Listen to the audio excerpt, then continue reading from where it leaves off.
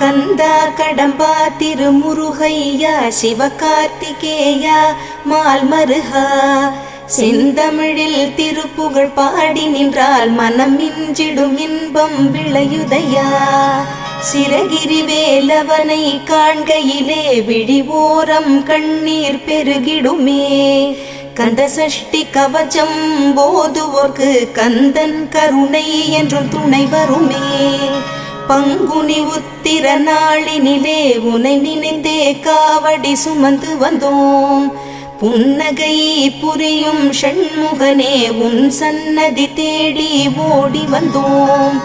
உன் பதம் பணிவது என் தவமே, என் மனதில் நிறைந்திடும் உன் முகமே.